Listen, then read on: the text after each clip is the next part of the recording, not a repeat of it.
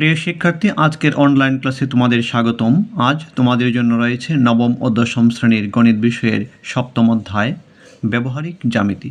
আজকের পাঠ অনুশীলনী 7.1 প্রশ্ন নং 4। প্রশ্নে বলা হয়েছে সমকোণী ত্রিভুজের অতিভুজ ও অপর দুই বাহুর সমষ্টি দেওয়া আছে, ত্রিভুজটি আঁকতে হবে। প্রথমে আমরা সমকোণী ত্রিভুজের অতিভুজ এঁকে নিচ্ছি।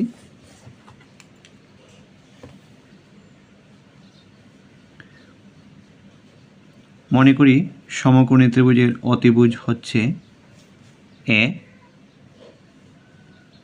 অপর দুই বাহুর সমষ্টি হচ্ছে এস।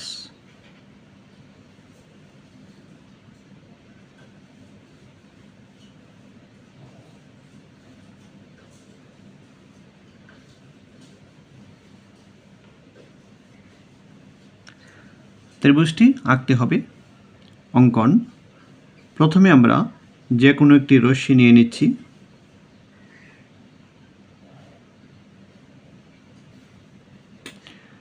রশ্মির প্রান্তবিন্দুতে আমরা একটি 45 ডিগ্রি কোণ অঙ্কন করব। তোমরা জানো 45 ডিগ্রি কোণ কীভাবে অঙ্কন করতে হয়। প্রথমে আমরা 90 ডিগ্রি কোণ অঙ্কন করব, তারপর এটিকে সমান দুই ভাগে ভাগ করে ফেলব। প্রথমে 90 ডিগ্রি লম্ব অঙ্কন করি। যে কোনো মাপের ব্যাসার্ধ নিয়ে একটি বৃত্তচাপ অঙ্কন করি।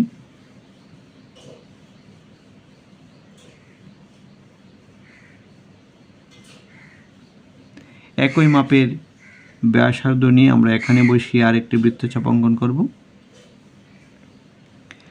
এখানে বসিয়ে আরও একটি বৃত্তচাপ অঙ্কন করব।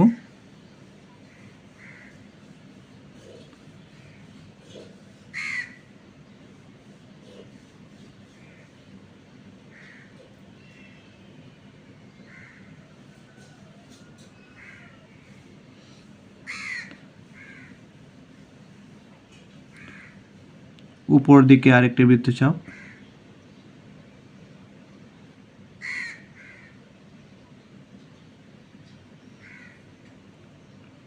আমরা এখানে বসিয়ে আরেকটি বৃত্তচাপ আঁকি। এটি পূর্বের বৃত্তচাপকে ছেদ করবে।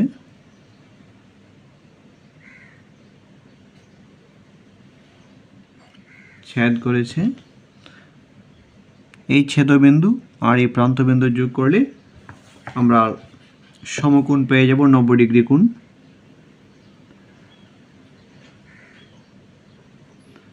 আমরা যোগ করে ফেলছি, এখানে হয়েছে 90 ডিগ্রি কোণ। এখন এই 90 ডিগ্রি কোণকে আবার অর্ধেক করব। অর্ধেক করার পদ্ধতি হচ্ছে এখান থেকে এখান পর্যন্ত অর্ধেকের চেয়ে বেশি ব্যাসার্ধ নিয়ে আমরা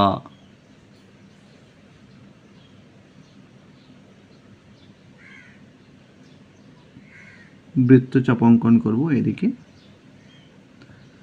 আমরা এখানে বসাই, আরেকটি বৃত্তচাপ অঙ্কন করি। এই বৃত্তচাপ যে বিন্দুটি ছেদ করেছে সেই বিন্দু এবং রেখাটির প্রান্তবিন্দু যোগ করে দেব, তাহলে 45 ডিগ্রি কোণ হয়ে যাবে।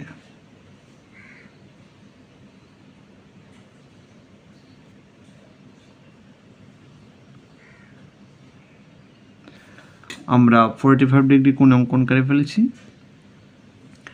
এখন আমরা এস এর সমান করে এই রশ্মি থেকে একটি অংশ কেটে নিচ্ছি।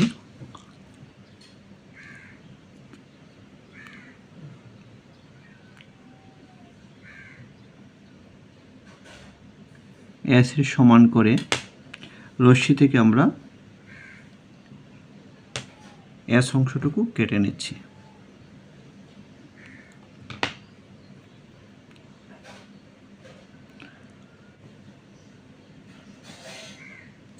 এর সমান করে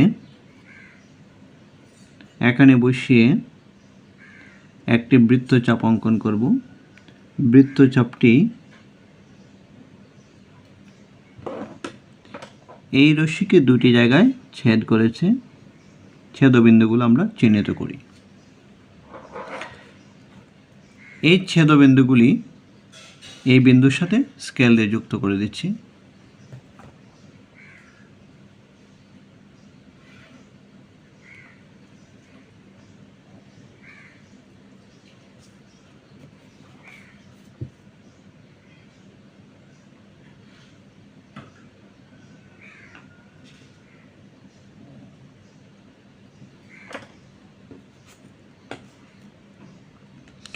এই দুটি বিন্দুই হচ্ছে প্রদত্ত সমকোণী ত্রিভুজের শীর্ষবিন্দু। আমরা যদি এটিকে এ ধরি তাহলে এটিকে ধরব এ প্রাইম। দুটি হচ্ছে শীর্ষবিন্দু। এখন এ বিন্দু থেকে যদি আমরা লম্ব অঙ্কন করতে পারি তাহলে সমকোণী ত্রিভুজটি আমরা পেয়ে যাব। এ প্রাইম থেকে লম্ব অঙ্কন করলেও সমকোণী ত্রিভুজটি পেয়ে যাব। এখন কাজ হচ্ছে এ বিন্দু থেকে এই রশ্মিটির উপর লম্ব অঙ্কন। একটি বিন্দু থেকে আরেকটি রশ্মির উপর লম্ব অঙ্কনের পদ্ধতি আমরা জানি। আমরা কম্পাস দিয়ে কাজটি করব।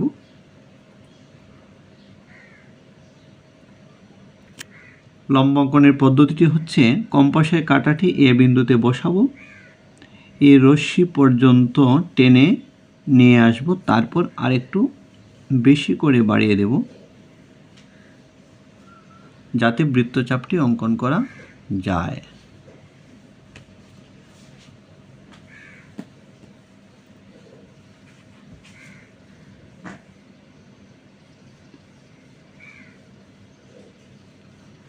আমরা এ বিন্দুতে বসিয়ে একটি বৃত্তচাপ দিয়ে দেব যেন বৃত্তচাপটি রশ্মিটিকে দুইটি বিন্দুতে ছেদ করে।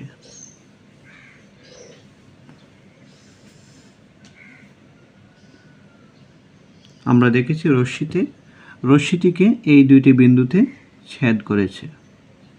এখন এই দুইটি বিন্দুকে কেন্দ্র করে আমরা নিচের দিকে অর্ধেকের চেয়ে বেশি ব্যাসার্ধ নিয়ে আমরা দুটি বৃত্তচাপ অঙ্কন করব।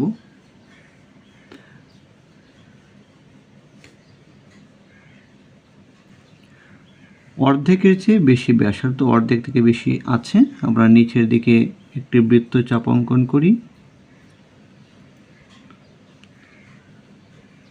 এখানে বসিয়ে নিচের দিকে আরেকটি বৃত্তচাপ অঙ্কন করি। বৃত্তচাপদ্বয় যে বিন্দুতে ছেদ করেছে এই বিন্দুটি এবং এ বিন্দুটি স্কেল দিয়ে আমরা যুক্ত করে দিচ্ছি, তাহলে লম্ব হয়ে যাবে। এটি এবং এ বিন্দু যুক্ত করে দিচ্ছি।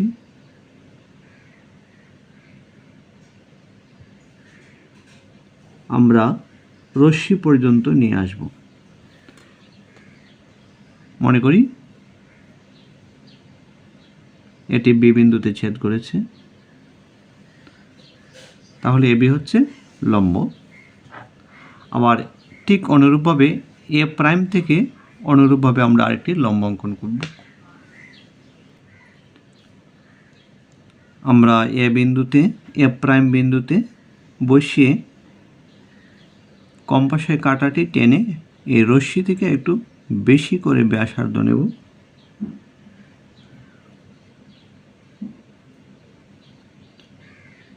এখানে বসিয়ে আমরা একটি বৃত্তচাপ অঙ্কন করে নিচ্ছি।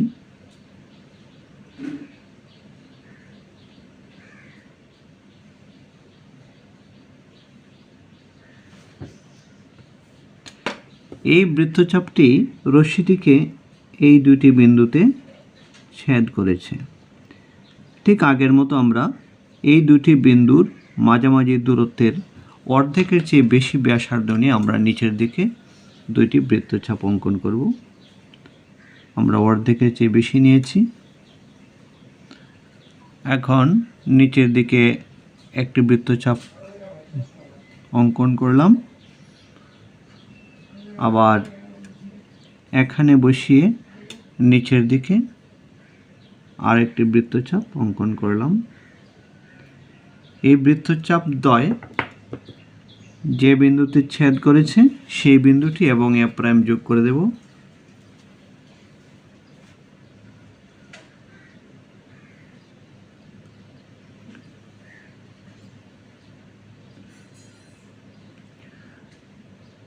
আমরা রশ্মি পর্যন্ত টান দিয়ে নামাবো, এর বেশি যাব না। এটি হচ্ছে মনে করি বি প্রাইম, আর এটি যদি সি হয় তাহলে এ বি সি হবে উদ্দিষ্ট ত্রিভুজ, অথবা এ প্রাইম বি প্রাইম সি হবে উদ্দিষ্ট ত্রিভুজ। এখন আমরা অন্যান্য বিন্দুগুলি যদি আমরা মার্কিং করি তাহলে আমরা বলতে পারি ডি ই যে কোনো রশ্মি থেকে ডি বিন্দুতে আমরা 45 ডিগ্রি কোণ অঙ্কন করেছি। এটাকে ডিএফ বলে আমরা রশ্মি বলে আমরা চিহ্নিত করতে পারি।